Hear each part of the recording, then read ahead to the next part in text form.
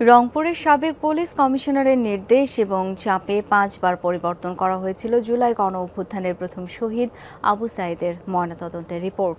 আন্তর্জাতিক অপরাধ ট্রাইব্যুনাল 2-এ হত্যা মামলার আনুষ্ঠানিক অভিযোগ গঠনের শুনানিতে এই তথ্য তুলে ধরেন রাষ্ট্রপক্ষের চিফ প্রসিকিউটর তাজুল ইসলাম। আগামীকাল এই বিষয়ে আসামি পক্ষ স্টেট ডিফেন্সের শুনানি শুনবেন আদালত। এই দিনেই মামলার অভিযোগ গঠনের মধ্য দিয়ে আনুষ্ঠানিক বিচার কাজ শুরু হতে পারে। এছাড়া আশুলিয়ায় 6 লাশ পোড়ানোর মামলায় অভিযোগ গঠনের জন্য 7 আগস্ট তারিখ নির্ধারণ করেছেন আদালত। Walton switch, stylish and elegant. ভয়শূন্য চিত্তে 2 হাত প্রসারিত করে পুলিশের গুলির সামনে দাঁড়িয়ে যাওয়া রংপুরের আবু সাঈদ হয়ে উঠেছিল জুলাই গণঅভ্যুত্থানের মুক্তির প্রতীক, হতে হয় প্রথম শহীদ। গুলি খাইছে একটা। আন্তর্জাতিক অপরাধ ট্রাইব্যুনাল 2-এ সেই হত্যা মামলার আনুষ্ঠানিক অভিযোগ গঠনের শুনানি হয় সোমবার। হাজির করা হয় গ্রেফতার 6 আসামিকে। তাদের উপস্থিতিতে আদালতে অভিযোগ পড়ে শোনান চিফ প্রসিকিউটর।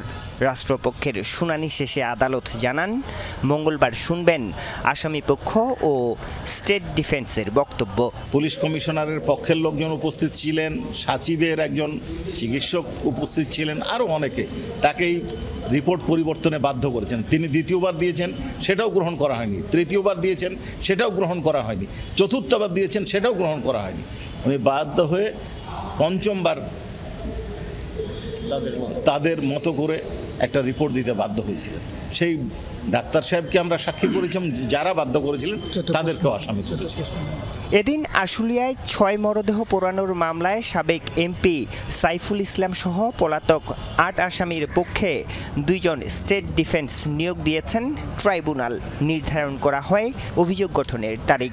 আশুলিয়ার মামলায় আজকে যেটা হয়েছে সেটা হচ্ছে পলাতক আসামিদের জন্য স্টেট ডিফেন্স নিয়োগ হয়ে আগামী 2 জন 8 জন পলাতক আসামির জন্য 2 জন স্টেট ডিফেন্স নিয়োগ করা হবে। অনারেবল ট্রাইব্যুনাল স্টেট ডিফেন্স নিয়োগ করবেন এবং চার্জের জন্য দিন ধার্য হয়েছে। এছাড়া লক্ষ্মীপুরে একটি হত্যা মামলায় সদর উপজেলা আওয়ামী লীগের সভাপতি হুমায়ুন কবির পাটোয়ারি সহ 3 আসামিকে গ্রেফতার দেখিয়ে কারাগারে পাঠানোর নির্দেশ দিয়েছেন ট্রাইব্যুনাল। 3 জনকে 1 দিন করে জিজ্ঞাসাবাদের অনুমতি দিয়েছেন বিচারক। আরিফুর রহমান সবুজ, যমুনা নিউজ, ঢাকা।